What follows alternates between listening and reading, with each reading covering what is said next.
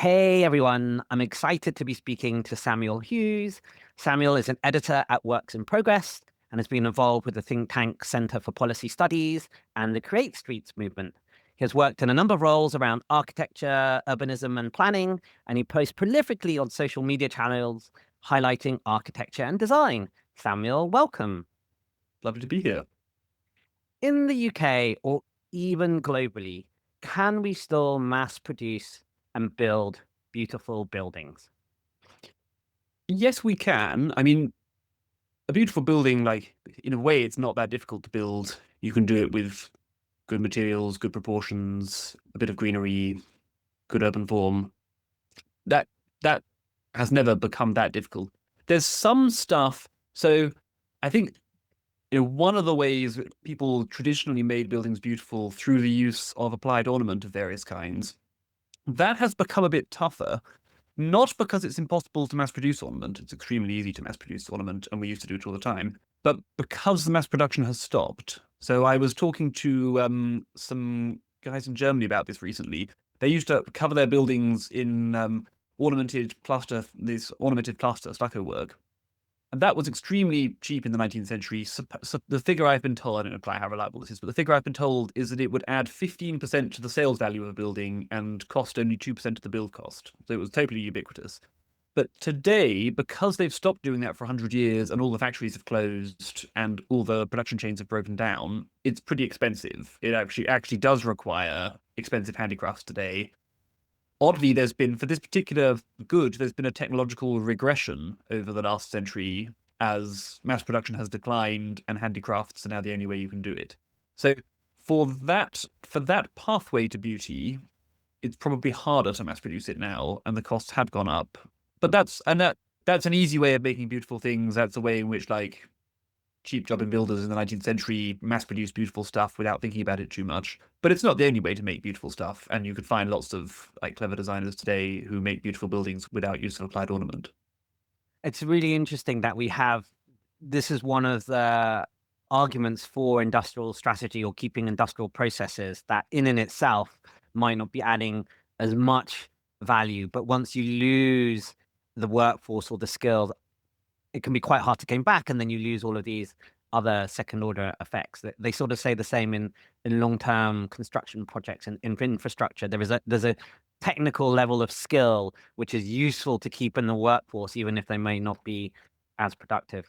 Yeah, I had never thought of that connection, but that is, I mean, yeah, that's correct. That's Yeah. true. It's and there are a few cases. So like, there's one factory, maybe there's two small factories that still do cast stone ornament. So it's basically a kind of, you crush stone, you mix it with a little bit of cement, and it looks remarkably similar to stone and is much cheaper than this kind of cast stone.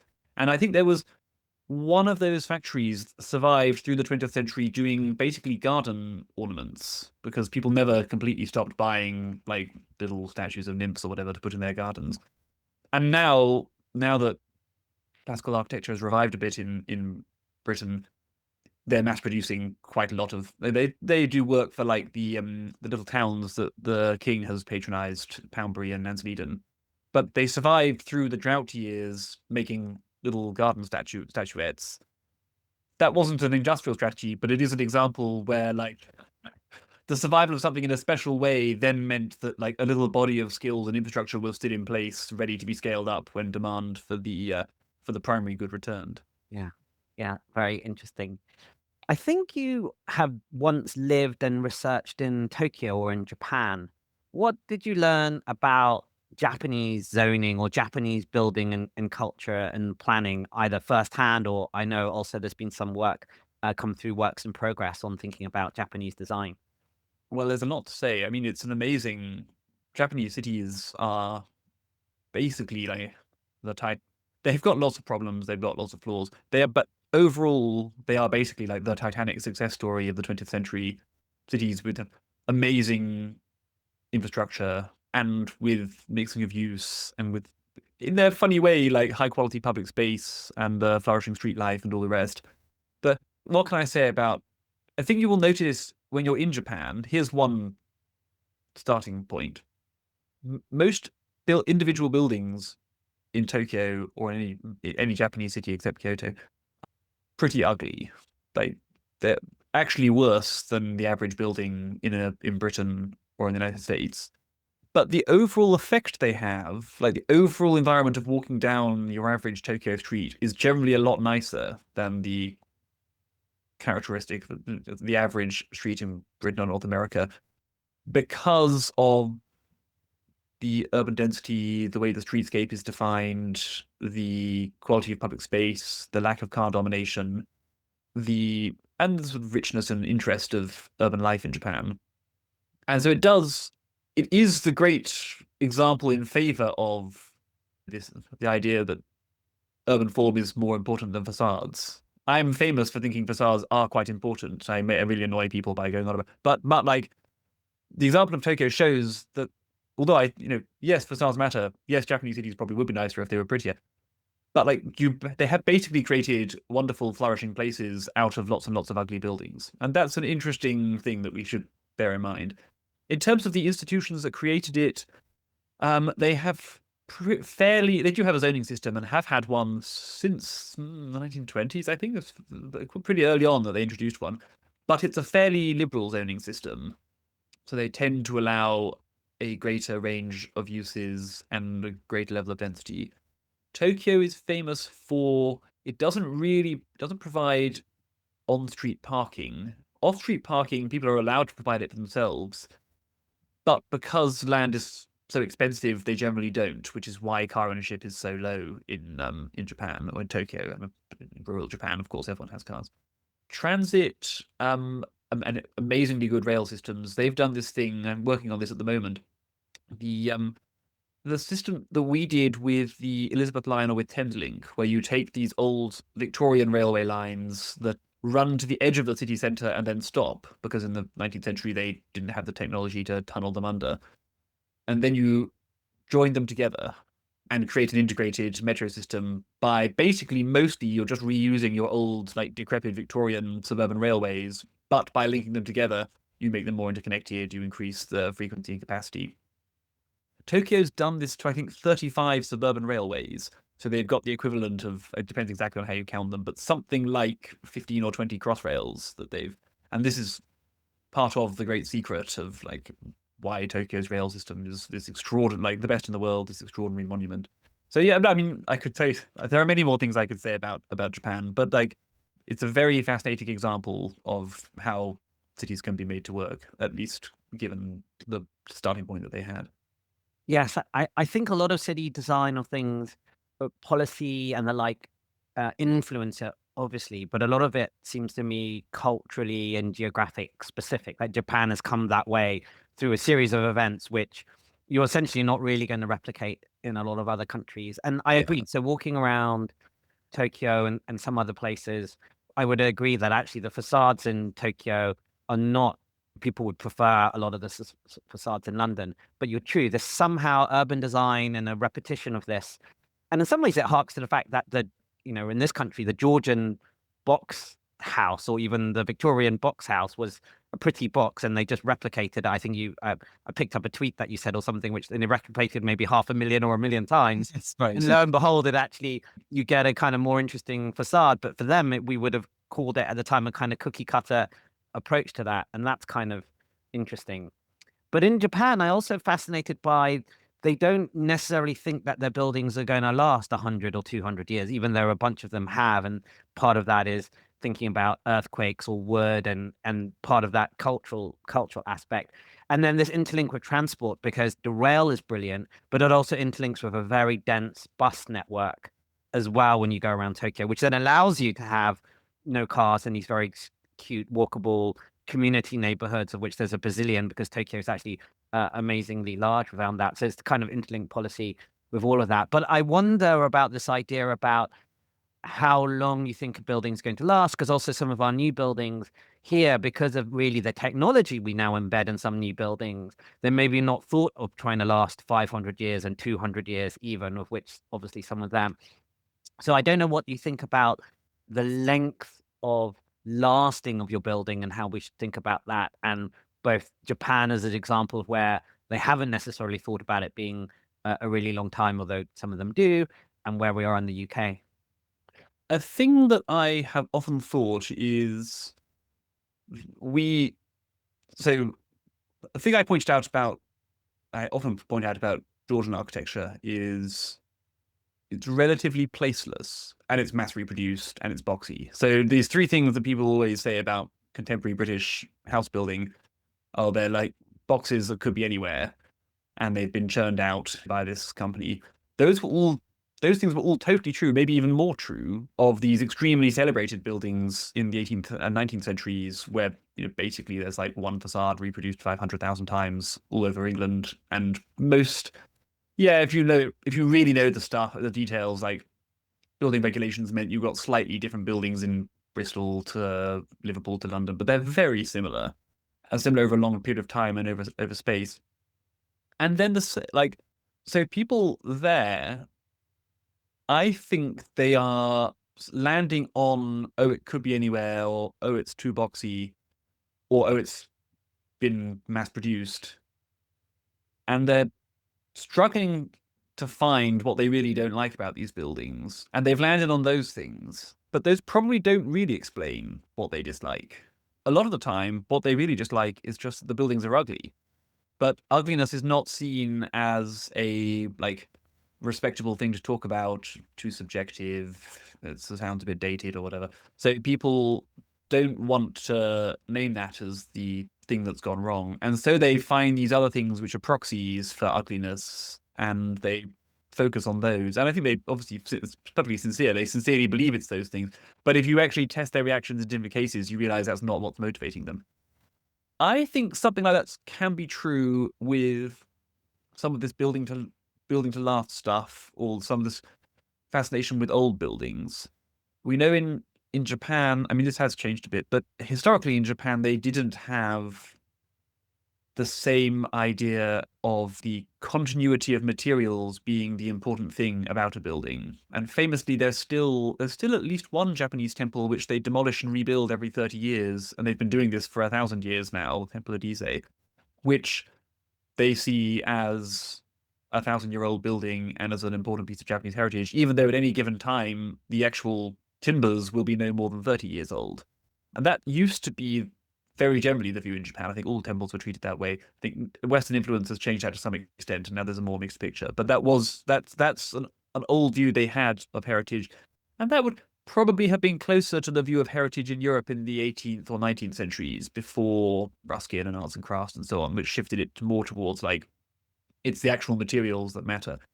And I don't know if I can have any evidence of this, but I have a sort of a hunch that, again, with age, part of what people really care about here is probably beauty, but they don't want to talk about beauty, so they talk about age. And part of the huge support that the conservation movement has in Europe, and this sense, people really feel now like basically any decent building from the 19th century shouldn't be demolished, and shouldn't maybe even really be seriously tampered with. And that, I think, is probably partly because people feel like we've got a finite pool of beautiful buildings. We can't really add to it. It's just like this pool we've mysteriously inherited. And every time we lose something from it, it's gone for good. And our stock of this just continues to decline. So we should be extremely protective of it. And these what are actually the low end of 19th century building, the workers' cottages from the 19th century, they were a huge achievement at the time, a huge step up in housing quality from what people were moving out of. They're not great buildings. They were built to a very low standard.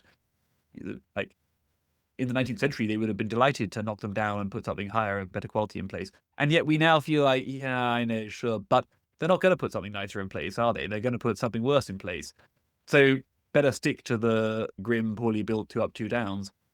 So I think with all of these things, I'm sure people really do care about it feeling local, it not being a box, its actual age. I'm sure these are all genuine values which people care about.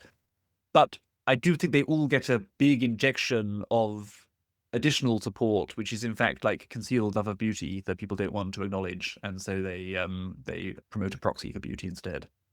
I hadn't heard it articulated so well in terms of this thinking around beauty. It does remind me of a couple of things. One is your anecdote from Japan, which I think is true about how they used to or still rebuild buildings, is that a Greek philosopher ship? So if you have the same ship and replace all of the planks, is it Ship really of that? Theseus. Yeah, the ship of Theseus, exactly. Is it really that ship? And some people would say yes, and some people would say no. And I can see that's exactly that temple. If they rebuild it, and they obviously said yes, it is the same temple. So they took that view.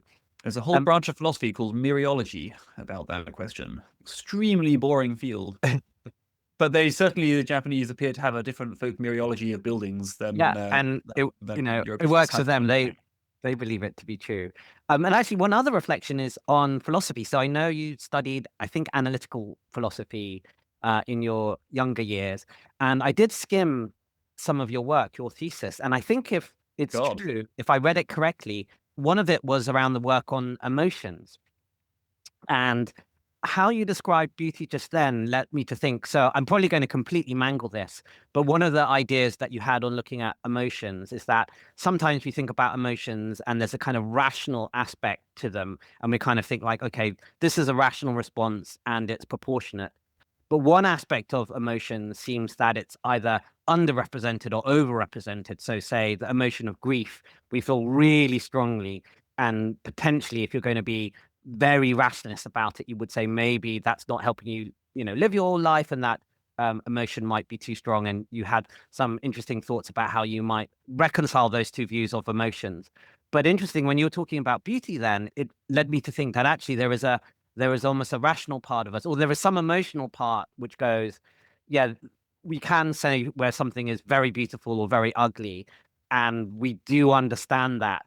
But there is another part where we are unconfident of saying that or applying that to an emotion. And so we feel very uncomfortable with that. And so we go to some physical thing, like you say, age or the materials used or its use or something like that. So I was interested in how much your philosophy has influenced your thoughts about beauty and the place, and whether I've just thought about that on the spot, whether what I've just said had any reference or things to your philosophy at all.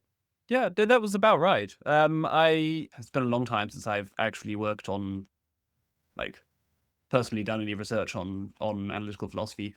So it's rusty now. But yes, I certainly do think that aesthetic and emotional responses can have a kind of, speaking slightly loosely, but can have a kind of knowledge encoded in them. And people may often be sensitive to a whole range of truths or values in the form of their emotional and aesthetic responses, which they maybe don't have access to intellectually.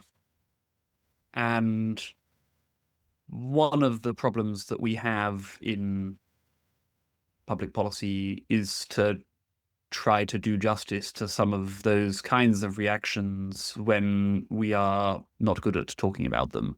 And it's a particular problem. I mean, there's a few different things going on here, but a particular problem for public bureaucracies when they come to deal with this. They're very, for understandable reasons, they want to be able to deal in things that are very clearly public, where there's clearly quantifiable data, there's clear ways of arbitrating disagreement. Now, we do have ways of arbitrating disagreement about emotional or aesthetic questions, like people spend a huge amount of time arguing about whether they're right to be angry or whether, which piece of music is better or whatever. So obviously there are ways to talk about these things, but it is in some sense true that they're less straightforward, or it's not as, it doesn't come in a format which is readily put in a government document, and so public officials are very uncomfortable with dealing with that kind of thing. But that doesn't mean that kind of thing doesn't matter. And so there is a tendency for those kinds of values to be overlooked in policymaking, I think. I completely agree. I see it within healthcare, which is one of the domains I look at a reasonable amount. And I always do this in a public policy philosopher, person in the street dilemma, which the government always faces in terms of a healthcare budget. And that is, we have this idea of a life year or a quality adjusted life year, and we price it those various economic ways to do a kind of statistical life price. This isn't really the price of life, but they go say, well, 20 to 30,000 pounds for a life year is good value for money for our healthcare budget. And for instance, treating a diabetic meets that hurdle, no problem. So let's do lots of diabetics because cost benefit analysis suggests we'll save lots of diabetic lives. And then you're faced with something like the preterm baby or the person who's born with a genetic disorder. And when you do the same sort of framework on costs, you end up with 100,000 to 500,000 pounds for costing. And so if you're completely cost benefit, you will, well, let's never save those because we can always save more diabetic lives and we're a constrained budget. So we're always losing lives anyway because we need to spend money on somewhere else. But if you propose that to people, they go, that doesn't feel quite right. We still want to save some preterm babies. And in fact, if you ask the person in the street, they would go, yes, let's save some preterm babies. Like if we had an infinite healthcare budget, you would obviously do this and these other things. And so they've actually had to kind of try and get that into their thinking, whether you want to call this virtue or pluralism or something, this other form of a representation of society, of a society preference, say, if that's what you want to represent, because we do have a preference for saving some. In fact, we could save them all, preterm babies at 500,000 versus the diabetic at 10,000, even though we know that in pure life value years, that isn't correct. And actually you have a range of things. And that's a kind of very clear example which people can think, but I actually think it is a similar case in aesthetics. When we look at urban design and whether we do civic planning and pride and how much of that is worth. I think go on. So I'm speaking totally beyond my whatever field of authority I may have, but I'm sometimes impressed by some areas of British healthcare policy where the government is relatively, some of these quality adjusted life year programs, they are prepared to make a call on how much worse does that make your life? Like this kind of disability, this kind of pain, this kind of, and then we'll make public policy on the basis of these, what are ultimately going to come down to like judgment calls of someone saying, I reckon this is worse. And that seems to me to in fact be basically a responsible way to make policy. Like they are, though, yes, it's very unpleasant that we have to make these trade-offs. It's very unpleasant that we have to make them based upon judgment calls where you think, how bad is blindness relative to losing your leg relative to being this degree of pain all the time, or to like, but those are the choices we have to make. And I suspect if we looked at the implicit trade-offs that we're making, they would be totally insane. Like obviously vastly more money being spent on something that's less important in this context and vastly more being spent in that, like trade-offs that nobody would endorse if they were consciously required to make them, but which are made because they're being made by like different single issue bureaucracies who have been given a mandate to make a decision on something just in respect of one characteristic that it has or something like that. Whereas healthcare policy seems to me to be made in a somewhat more intellectually responsible way. But Yeah, healthcare policy anyway. Like, so I would concur. I would say around 80% of it is very much weighted to a cost benefit analysis of quality, and other things go into quality. So it's quality adjusted, pain adjusted, disability adjusted life years is another way of looking at it. And when you do have something which is orders of magnitude, and there's quite a lot of assumptions go into it, but if something's at 10,000 and something's at 100,000, then the 10,000 thing is most of the time going to win.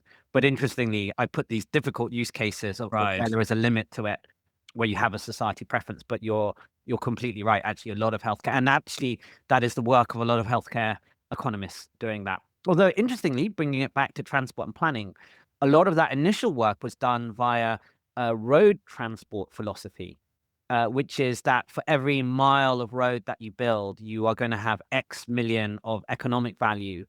But on the other side of it, you are going to have more accidents and maybe an amount of environmental cost. And you can actually price that ish, roughly. And if you're orders of magnitude out, then maybe it shouldn't be something you do. But it's also the other way. If you've got an orders of magnitude, a really, really high economic number, then maybe you are making this trade-off. And that's the difficult thing when you actually come to like things like no, I think that's right. Ways and the like. Highways engineering is another area where it's done by a kind of specialized engineer, and we might disagree with some of the assumptions they make. We might think you're weighting these values in the wrong way or whatever. But they do have like a consistent system based upon assumptions which may be sometimes mistaken, but which are not like patently insane, and they do make trade-offs in a kind of responsible way. And I've also so they're actually doing this seriously rather than just like in a sort of like crazy ad hoc way. By And they're doing it contrast, in good faith as well. yeah, the cases we had brouhaha, which you might have followed, about the Bat Tunnel proposed for HS2. So this was HS2, the huge railway running, which gradually being built between London and Birmingham, was going to run near to a colony of a kind of bat, which has some sort of protected status, Beckstein's bats. And it was thought that bats might sometimes collide with the train. So Natural England, it's slightly more complicated than this, but effectively required as a mitigation £100 million bat tunnel that would stop the bats from getting to the trains. It's never very clear what actually had this effect. And the implicit trade-offs in terms of the amount of money that there's only a couple of hundred bats in this colony, and even if it was saving all of the bats, the amount of money going into saving one bat compared to the number of humans that you could save in Britain, let alone if you spent the money internationally, like huge numbers of human lives being sacrificed for the tenuous chance of saving a bat. You thought, this is a totally insane kind of policy making that has arisen here. But it's arisen because Natural England, it's like good faith. They have a legal obligation to only care about one thing, in this context, damage to protected species. And it's not their job to weigh that against other values, how many bats per human, etc., etc. Like, they are just, no, this is the only thing that we're here to do, and we are not going to let you build this tunnel until you have made these steps to avoid this harm. So completely insane trade-offs arise in a situation like that. And you just think, if we were being, if a particularly intelligent kind of alien were analyzing human societies, and they were comparing, on the one hand, the NHS working out how much treatment it's going to give to, and the highways engineers working out cost-benefit analysis for a road, along with these like totally insane trade-offs that the British state is also making at the same time. And these other, I think this is a very strange. The British state is a very strange thing. The way it can be like a fair, in its clumsy fashion, fairly sophisticated and fairly rational in some contexts, and yet also aggregated to something which is completely crazy in other contexts. No, I completely agree that there is this trade-off in there. It's the same. I'm particularly interested in green infrastructure and the arguments you make about wind turbines, because they will kill birds. But obviously you've got to offset this around it. I don't know about good solutions. I guess ideally you want a good faith decision maker somewhere within the system who's empowered to look at that trade-off and then in good faith just decide what should be more important or not. And if you can't put it as a decision maker, because essentially that should probably be your politician or minister, but maybe they can delegate it to a technocratic solution, you could end up actually with the UK's NICE within the health system, this National Institute for Clinical Excellence, but on big infrastructure projects, or you would have a look at their domain. So wind turbines and tunnels would be an exactly great domain for them. And then these are the 5 big questions. And then we have a committee of 5 who would look at that, and Nature England could submit and other people could submit, but they would then have to, in the round, say, is this good for the country or not? In the same way that we do on diabetic medicines versus preterm babies versus this.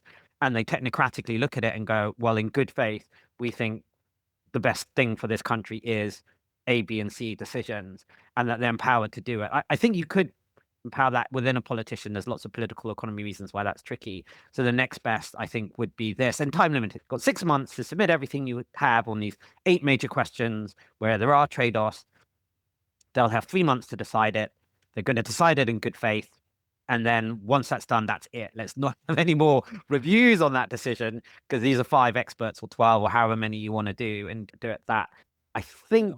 And the good news about what the highways engineers and the NHS committees show us is that it's actually not impossible for the British state to do that. It's not. Sometimes it will be ministerial judgment. Inevitably, there are so many decisions that have to be made that they can't all be made by secretaries of state, so it will need to be alienated into a process of some kind. But it does, it's still, the key thing is the decision is made by a body who is responsible for all of the different values that are affected here, like effect on humans and effect on bats, or whatever the case may be, effect on economic growth, effect on the environment, effect on birds, and effect on our ability to produce renewable energy. And then they have to do their best to make a sane trade-off between these values. And I just, like, in the cases like these NHS committees or the highways engineers, where they are making those trade-offs consciously and trying to do it responsibly, I think, like, the evidence seems to be, we sometimes disagree with them, but they're not, like, off the charts crazy. Yeah, That and so they'll come to, they're people, not so different to us, they'll come to judgments about it that are not so different to our judgments. The important thing is just that, like, someone actually makes the conscious call on the trade-off and tries to do it in line with the, like, received rationality. and with a framework and a governance. And exactly. So I know there's a lot of anti-sentiment against technocratic solutions and quangos at the moment, but I actually think NICE, which is the health body which looks at it, given all of the constraints, actually does really well. They look at it, they have a thing, the budget's maybe not as high as we would wish, but these are the constraints they're under. Thinking back to transport planning and the like, and maybe going via other places you've been, I think you've spent some time in Berlin or in Germany. And I think Berlin mixes rent controls, is it this Mietspiegel, and street grids, I think Prussian age street grids, and they're quite permissive on some forms of alterations. So I'd be interested in what you think about this mix of rent control and street grids and how successful these policies are, and whether, I would say they're kind of culturally specific. So I'm not sure how much you could import to Britain or other countries, but to the extent that you saw good things in Berlin, what would you like to export to Britain or other cities? I mean, I think rent control is a disastrous policy and has always been disastrous wherever it's been tried. But in Berlin, they don't really have. So the municipality tried to impose rent controls, or did impose rent controls a few years ago, but there was litigation against them, and eventually the German Constitutional Court decided that it's not an area over which the Bundesländer have jurisdiction. It's a federal matter. The federal government has some very limited rent control policies. A few weeks ago, I was in Berlin, actually. I looked into how this worked, and I don't think I will get the precise details right but it's so there's some kind of second generation rent control system. But it doesn't, like, rents in Berlin are not much below, or maybe not really at all below their market level. It's actually it's an elaborate song and dance that doesn't have that much effect in practice. Yeah, it's true. When I've looked at it and people looked at it, that it's a sort of pseudo rent control. That's But right, the interesting thing about it, actually, we're going to go off to another tangent, is it, to my mind, it actually intersects with a slightly different social contract that long-term tenants and long-term landlords have in the German market, in Berlin and others. But it's the way that they're organized. So it's not social housing, but it's the way their landlord thinks about it, but also that quid pro quo, as you can see it as an extreme. If you're a landlord of student housing, you do not necessarily expect your students to treat your property in a way that a long-term owner of that property might, for various reasons, age and transience of tenancy. And with our short hold tenancies, say in a lot of British cities, they tend to be 6 months or 6 to 12 months. Again, it's sort of in between. We have got some longer thinking around that. But German tenancies, and again, this is an average, tend to tilt towards this longer term. But there is a little bit of the rent is maybe not going to be as high as you would have a shorter term, or say, Airbnb in a hotel. But the quid pro quo is you're going to look after this property or think about this property a little bit closer to thinking about it if you are going to be owning it for 50 years or 100 years. And essentially, my view about this pseudo form of laws or controls they have is embodying a little bit of this unwritten, the social contract that you have between landlord and tenant, of which some of it is embodied in law. And actually, you see it in London in different ways, of where we had the tenancy, or potentially how the great estates have looked at the way that they look at their properties, but also their relationship with tenancy and the age of that tenancy. So I've kind of gone off on a tangent there, but that's one of the things I think is kind of interesting about the German form of looking at this landlord tenant part, but also these alterations and street grids and everything else. I would find it very interesting. So I'm not going to give you a good answer on tenancies because I find it a very interesting subject.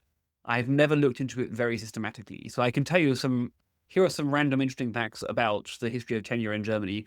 So at the start of the 20th century, Berlin was almost entirely a renting city. It was like over 90% renters, maybe over 95% renters in the actual area, like jurisdiction of the city of Berlin. You couldn't have so what like owning a flat was, I think, legally impossible. I think there was some limited system for it in the 19th century, but I think it was then got rid of in the Bürgerliches Gesetzbuch, the German civil code that was introduced around the turn of the century. So you could only rent an apartment. Unlike in Britain, it was people mostly rented apartments for a long time, but there was the leasehold system, which created there was some option for having a building where like one person owns the whole building, and then the apartments are in some sense also owned separately in this kind of communal sort of. That just wasn't really possible for Germans. There was like someone who owned the building, and then there were a bunch of people who rented. I wasn't aware. It's also true in France. France had the system of the modern French system, copropriété, which is their equivalent of share of freehold, basically. Didn't exist at all in the early 20th century. Gradually develops in the course of the 20th century, but they were entirely rental societies. For flats, obviously, houses were more complicated picture. The other thing is most of the continental countries have always had a larger share, or for several centuries had a much larger share of their population living in flats than us, and they have. So it's still now it's a more complicated picture than English people have an oversimplified view of this, on which continental Europeans all live in flats and English people live in terraced houses, and that was true in 1914, but is far more complicated now. And like Paris has enormous suburbs. German cities have considerable suburbs made up of detached houses where people are owner occupiers. So it's much more complicated than. But the crude simplification still has some validity. There are still, the cores of French and German cities, and still more Spanish and Italian cities, are all flats, and lots of like families and like the middle and upper classes of these cities are based in flats in inner suburbs. And so a whole bunch of institutions have developed to suit those people. Whereas in England, like you had a little, small number of flats built in the 19th century, mansion blocks, small number built in the interwar period, but very, sort of tens of thousands, maybe a couple of 100,000 overall. Post-war era, there is no private sector flat building, and all flats built for social housing. And then flat building takes off again in like the 80s and 90s, and has been quite a lot of it since then. And that's mostly targeted at basically at yuppies, like the childless young people who want to live in inner city areas. And so the whole, like, this immense market that exists in continental countries for the family apartment, and all the institutions that families look for, like, they care so much more about security and about being settled in one place than yuppies do, who are often quite happy to move around a bit. Like, that's developed over a long period of time in German-speaking Europe. So they had no option of shared ownership of these buildings. They do have that now, but for a long time, they had no option of shared ownership. It had to be done through renting. And they had a huge market of middle-class families who also wanted to be living in apartments. And so you can see why, under those conditions, institutions for private renting would develop that gave greater security of tenure, and that were very long-termist in their approach. Yeah. And the kind of things that families would want. It's interesting. I hadn't heard it like that. That makes a lot of sense to me and it's quite fascinating. I also think that this way of house building that we've done over the last few decades, because we value internal utility and aesthetics, so internet, maybe even air condition or how your kitchen looks, and we put value into that, or house builders put value into that. So they won't put the ornamentation, because yes, ornamentation has a little bit of a return, but the return on upskilling your walk-in shower is much larger. And so actually some of our aesthetic value has gone into the internals of houses. And, if you looked in the internals of houses 100 years ago, they're not as valuable as the internals today. So I do think some of that value has gone that way. There's some life cycle stuff here. Yeah. So there's some, I don't know this stuff at all well. I'm not sure. I don't say this with much confidence, but people what I'm told by developers is if you're a yuppie buying a flat, you're probably fairly relaxed about the exterior facade of your flat. Like, it's really, you probably don't vest your identity in it. And what you care about is location and some like internal conveniences. Then like the age where people really care about what their home looks like is like the central family period where you like your household is an institution and you want to project that to the world. And that's where people want to, want to move to conservation areas and spend loads of money doing renovations and plant their front garden and all the rest. And then elderly people, a bit more of a mixed picture, and sometimes because of the because life gets physically harder in so many ways, and when you're very old, physically harder in so many ways, you sometimes have to start caring a bit more about internal conveniences again. Yeah. And I've been told that a number of times by developers, and it kind of makes intuitive sense to me. And then you think maybe one of the things which has happened in modern Western cities is the relative shares of those different groups of the population have changed. Like, we've got lots more young childless unmarried people living in flats. We've got lots more elderly people living for long periods with challenging physical conditions, and the share of like I am an institution families has fallen, and that might be one of the factors. I don't think this is like my general theory of it, but I think it might be one of the factors that drives changes in the built environment. Yeah, for sure. Okay, so coming back to England, there's some who argue that this greenbelt idea needs to be relooked at because it was put in so many years ago, and there's some parts of the greenbelt which aren't as green as maybe advocates think. Obviously, there's urban sprawl as an issue. If you had control, what would you think of the greenbelt? Would you redraw it? And what urban forms would you like to see around that, or would you have a completely different idea about how we assess how we do our urban planning? I've always been a moderate supporter of greenbelt reform. I we're a bit of an anomaly internationally. It's like French and Germans, Spanish and Italians don't have greenbelts. I mean, they have some forms of urban containment, but this idea that London has like completely stopped growing in 1939, growing outwards in 1939, and still today, like the edge of London is where the builders laid down their tools when we went to war with Germany. And you can find unfinished streets where the road just goes out into nowhere and stops because the builders were confident that when the war ended, they could finish the street. And in fact, it never happened. Like, I think this is an insane situation to. Now, does that mean that we should just like let all cities grow outwards in a completely uncontrolled, unplanned way? That we should have like urban development and sprawl, and we should grow in the way that Los Angeles is grown? No, I certainly don't think that either. But like, those are not the two only alternatives.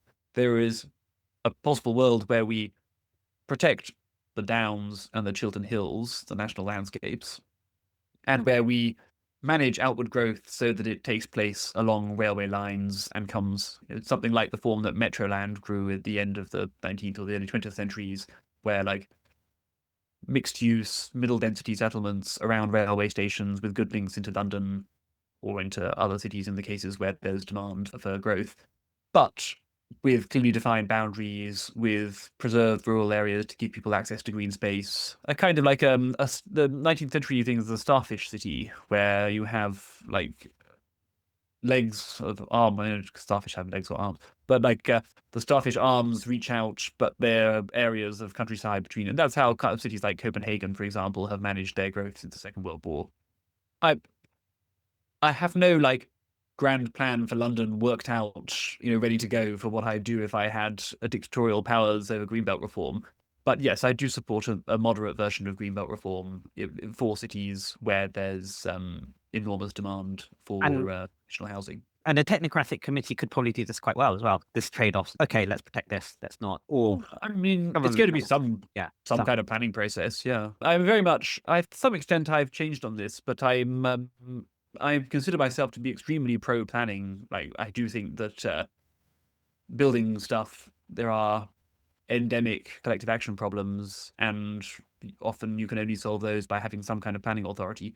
The problem that we have is that planning authorities, like, they end up with funny incentives. They get captured by one little group of the community, or they serve the interest of one neighborhood against all the other neighborhoods, or these kinds of. So you end up with various problems with your incentives and principal agent problems and these kinds of. And so you end up with like a bad kind of planning.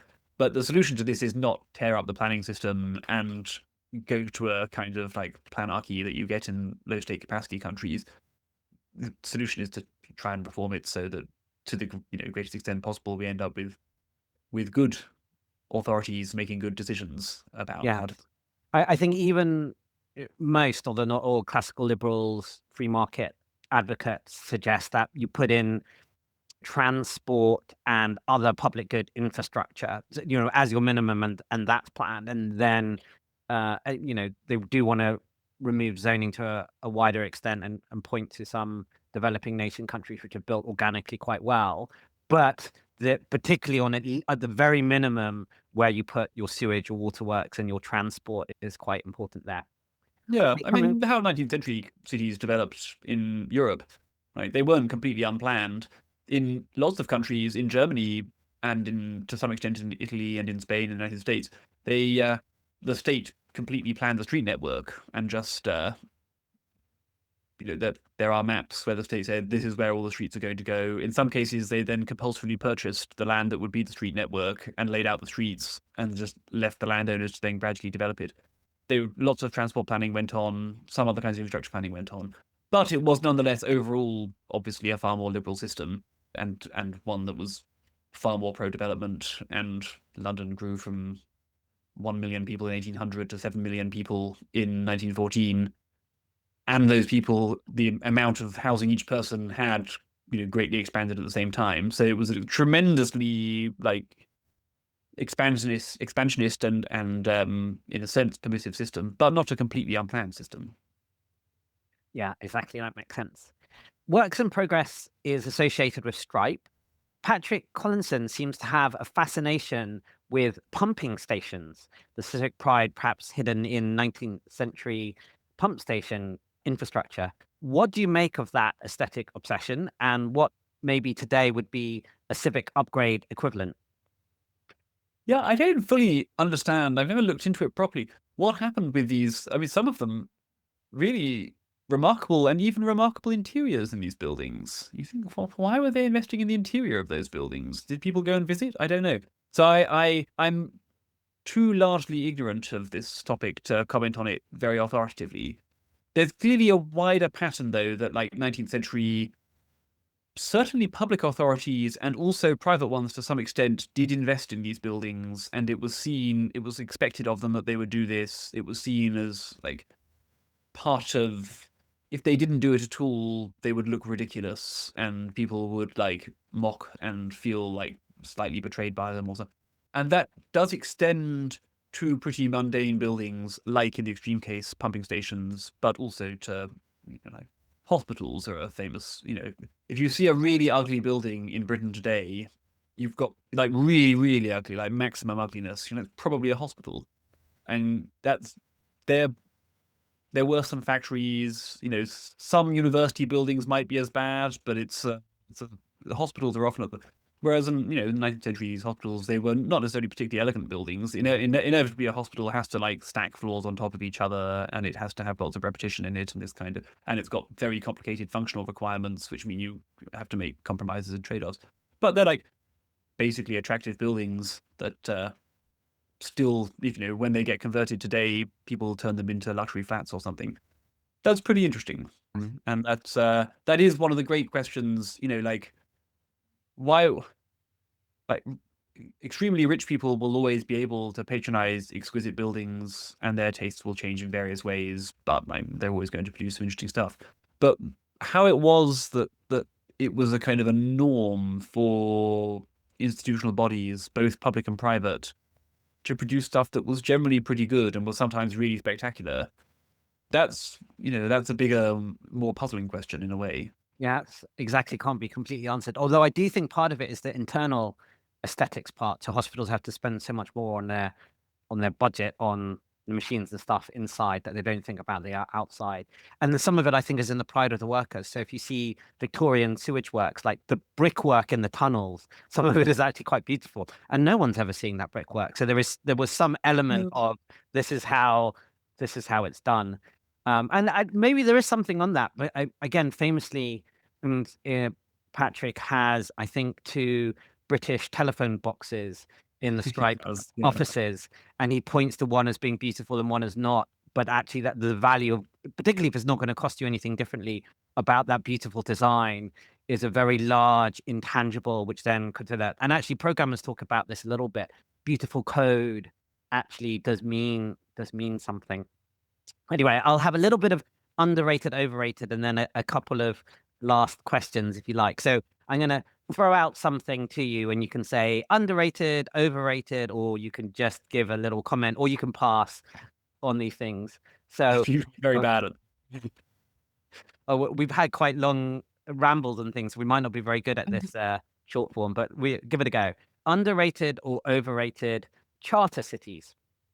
I think they're a promising, interesting idea. I think I would love to know more about is the way that local government worked in the Middle Ages, because basically European cities in the Middle Ages were, and this is maybe a bit of a simplification, but roughly speaking, the king gave, or the central government gave a charter to a kind of like a charitable trust or something a bit like, and this charter gave them certain revenue raising powers and certain jurisdictional powers over a certain territory. And then they're like, well, off you go, have a go at getting a city going here. And these survived in many countries right up to the 19th century in municipal corporations. They were basically charter cities. Right? That was like how the cities of Europe developed for centuries.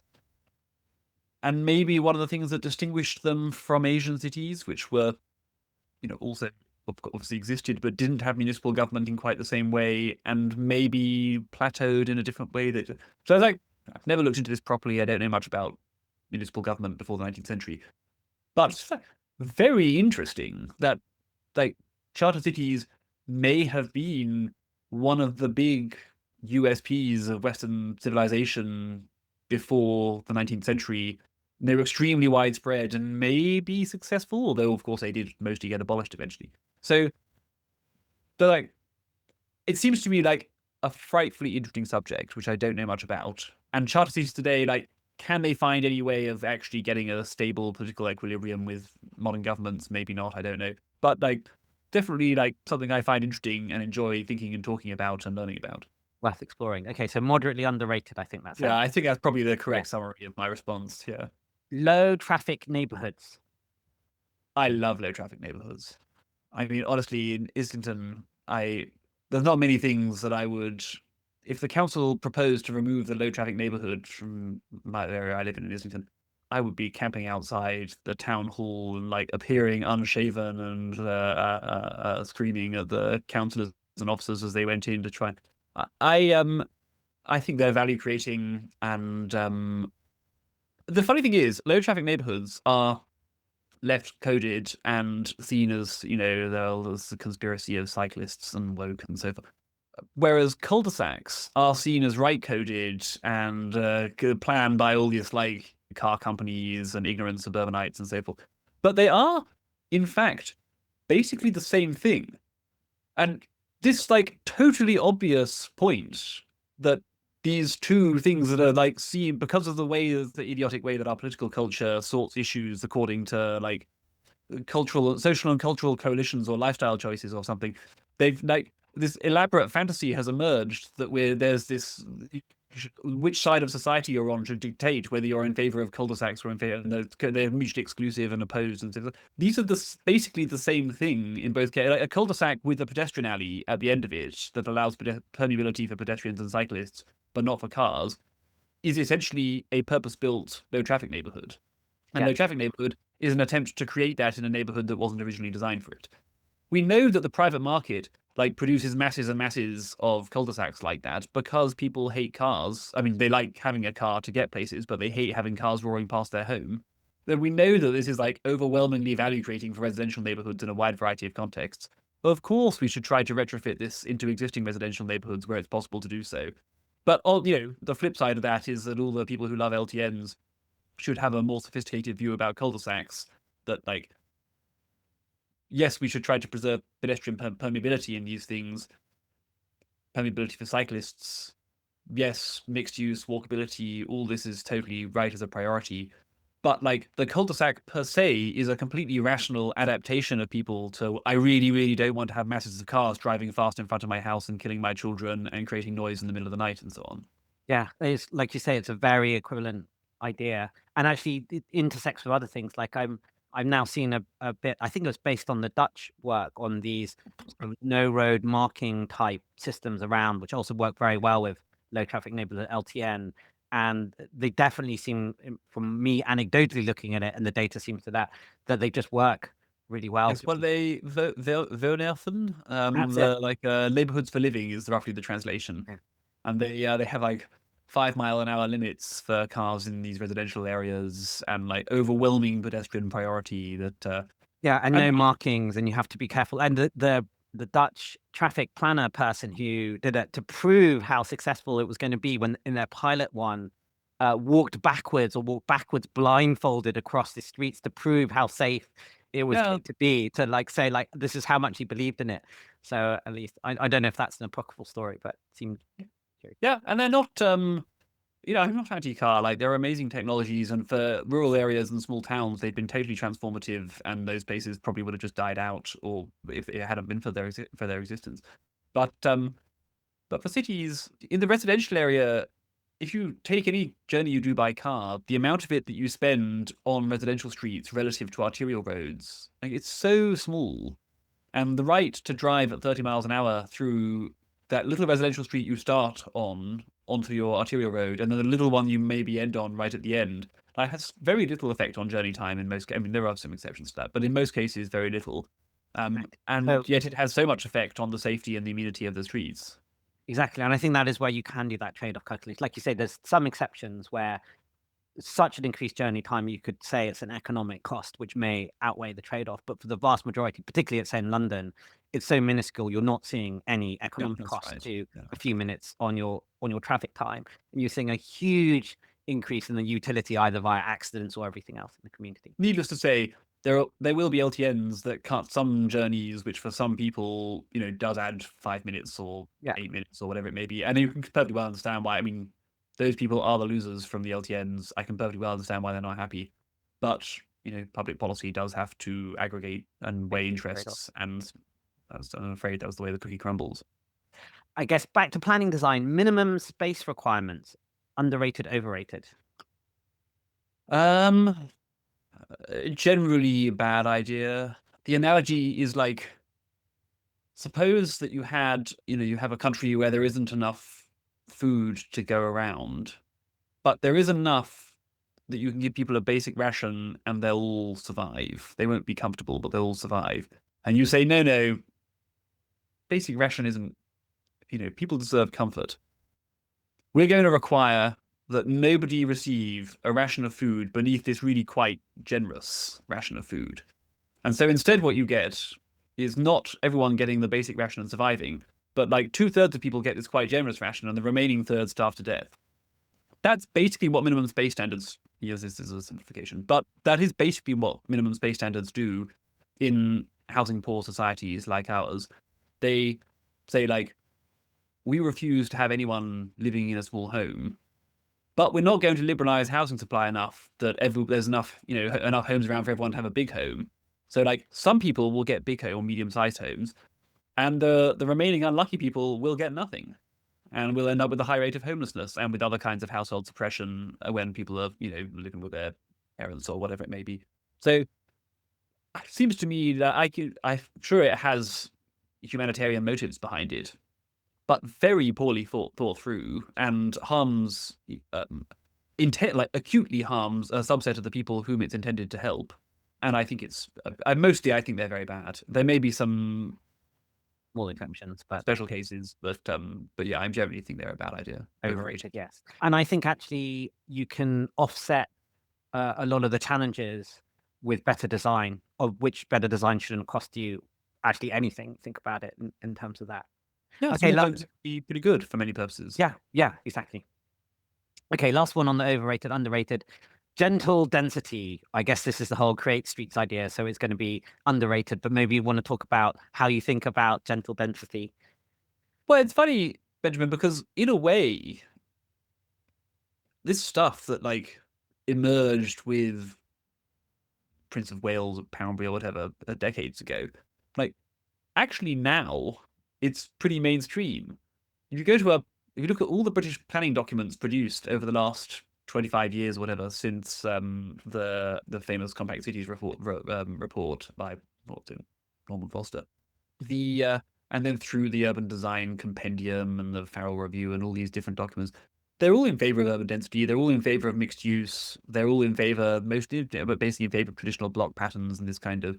You look at what's taught in any school of planning today, and it will be pro-urban density, pro-mixed use. It will differ with Nicholas, the Create Streets and the gentle density movement, will go a bit further on some of this stuff, and they will be. Then they have the controversial stuff that Create Streets is sympathetic to traditional architecture as an option, whereas lots of people in the planning establishment think it's pastiche and bad and so on.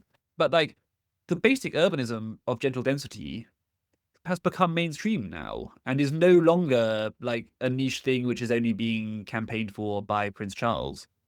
So yeah, probably still underrated, but actually now like generally highly rated. And the question is why do we fail to deliver it in practice rather than like should we be in favor of it or not?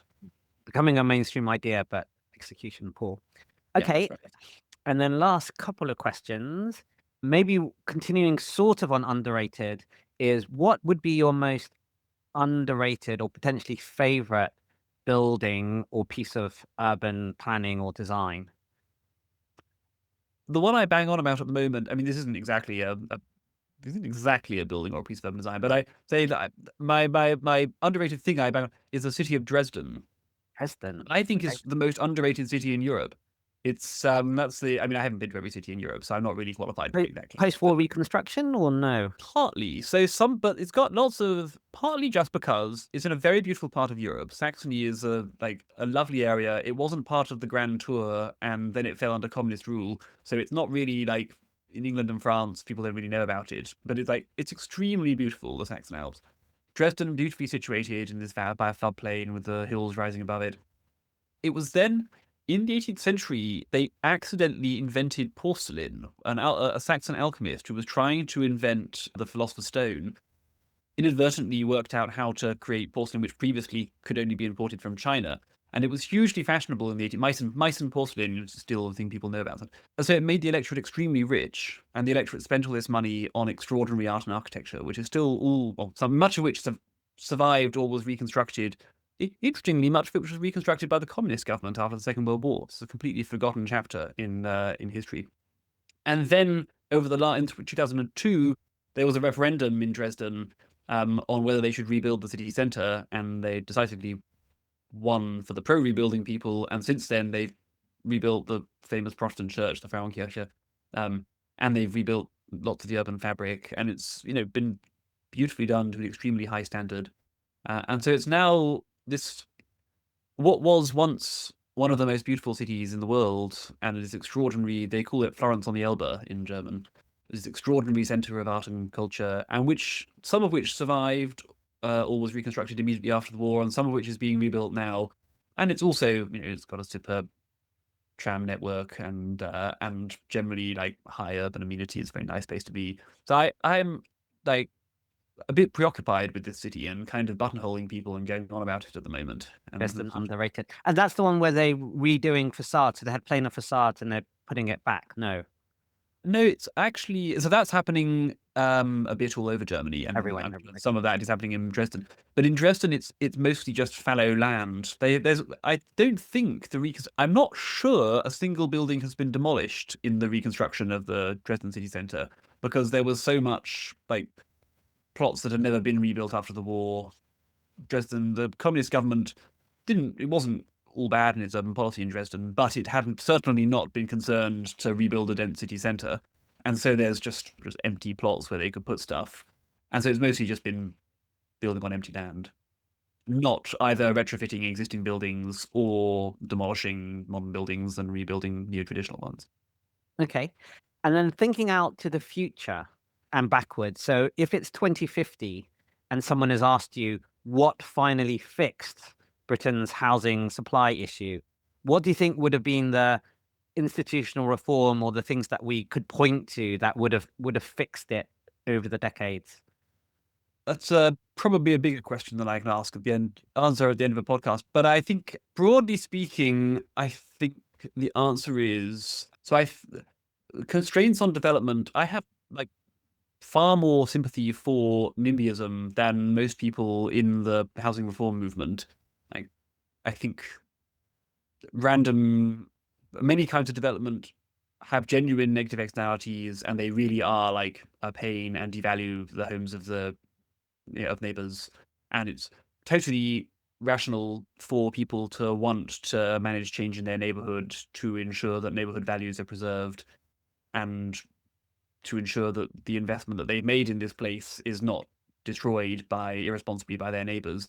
And we should certainly not wish for that instinct to die out in the English people, because it's so important as a way in which places are created. So a lot of the emotional tone of standard NIMBYism is, I think, like morally wrong and also just politically wrong, because like people will fight so hard to protect these things. They've managed, in the space of 50 years in the first half of the 20th century, they managed to impose these stringent development controls all over the world. Their success is total. The huge YIMBY movements in various countries have basically failed to make much progress against them, and will probably continue to fail because the interests they're up against are so strong. But like, this interesting thing has happened, which is that in some places with an acute housing shortage, new housing is now extremely valuable, and the right to develop new housing is now extremely valuable. And so you see these interesting experiments in places like, well, I mean, there are big examples in places like South Korea or in Israel or in parts of the United States, where you give communities the right to upzone themselves to allow more development. And they realize, if we do this, if we allow more development in this area, we all become drastically better off, because the floor space prohibited by development control has become steadily more valuable as the housing shortage has got worse and worse and worse. And at a certain point, it outweighed the amenity value that is preserved through development controls. And then that point was in fact passed long ago in many of the world's great cities. And now, like, your property becomes 400% more valuable if you upzone it. You make millions of pounds if you upzone it in many places. And then the underlying coalition of interests starts changing, and people start to think, that actually, even as we had an interest in the past in preventing and controlling change, now maybe we have an interest in enabling change. So I think trying to build those new coalitions of interest that the housing shortage has potentially made possible, and trying to create win-wins rather than having an adversarial approach to planning reform, I think that is where the great durable shift may come from, rather than from the kind of reforms that we traditionally attempted. Using people's self-interest. Yeah, That's right. Like, incentives do actually work. Who knew? Great. And then last question, do you have any life advice or career advice or any other thoughts, current projects that you want to share with listeners and viewers in terms of a career in thinking about design or think tanks, or anything that you've done that you would suggest to listeners? I certainly don't have any advice for a career in thinking about design. Like, I seem to have evolved one, but I certainly, never expected to, and have no understanding of how it happened. Policy, I would say it's, you can work in policy and achieve nothing, but you can achieve enormous things.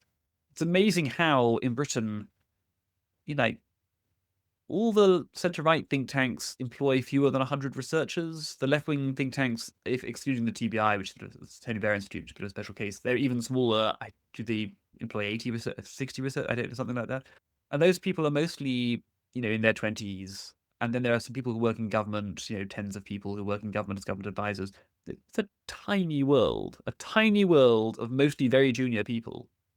And those people do make up, after a fashion, the intellectual pipeline that reaches the British state. So, like, working in that, you have scope to be incredibly influential. the amazing thing is that it's not, like billionaires haven't noticed that with trivial sums of money, they could basically like take over this pipeline and like dominate the stream of ideas that reaches at least one of the two sides of British politics, which has really not basically. I mean, there's some limited examples of that, but basically hasn't really happened. Kind of fascinating that's the case. But like, there's so little money in it. There's so few people involved that it's like a remarkably easy career to have impact in.